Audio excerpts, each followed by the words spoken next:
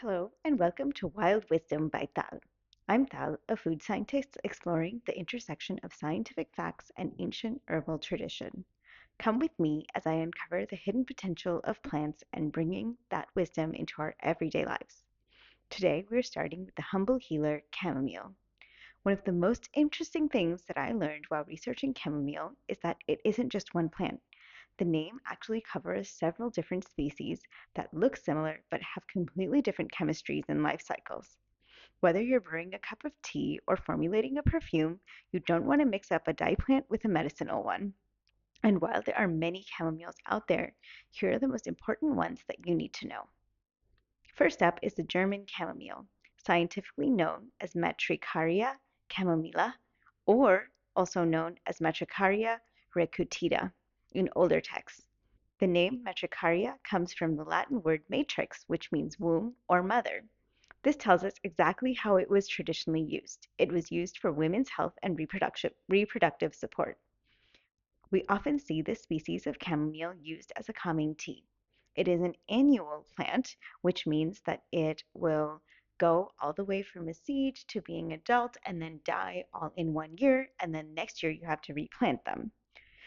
This plant has a higher concentration of bisbolol and chemazoline, which are both super cool compounds. As a food scientist, I especially find chemazoline super fascinating.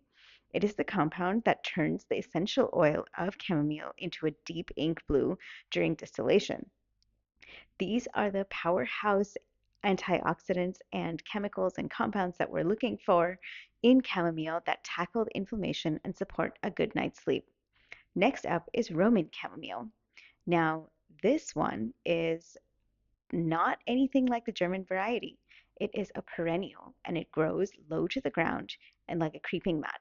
So this plant will come back year after year and has rhizomes in its roots. While you can make a tea from it, it's much more bitter and a lot gentler on the system. However, it's much more fragrant, smelling like a sweet bruised apple. Because it's so mild and pleasant, it is actually the preferred choice for topical things like cosmetics, aromatherapy, essential oils. If you're making a salve for sensitive skin, this Roman chamomile might be your best friend. Then we have the wild cousins. We have the wild chamomile, which is also known as pineapple weed. Now, this is a Matricaria discoidea. It looks like German chamomile, but it has no petals. It's just the greenish yellow cone that it has, and it smells exactly like a pineapple when crushed, and it makes a lovely mild substitute in teas. Then we have Moroccan chamomile, Ormenis multicaulis. This isn't actually a true chamomile. It's a member of a tansy family, so a completely different family of plants. It is mostly used in the perfume industry rather than for medicine because it smells fantastic. And finally, we have Dyer's chamomile, a yellow flower that looks similar to a chamomile flower.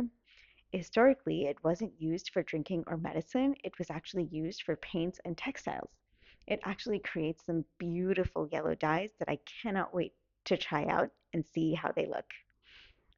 Regardless of the species of chamomile, in traditional herbalism, chamomile is called the plant's physician. It is famous for being a good neighbor in the garden. Folklore says that planting chamomile next to a sickly plant can help that neighbor recover. It is also a potency booster, so when you plant it near mint or rosemary, it stimulates them to produce more essential oils. It also attracts beneficial insects like hoverflies and ladybugs that eat pests like aphids and help your garden thrive. It is essentially a biological bodyguard.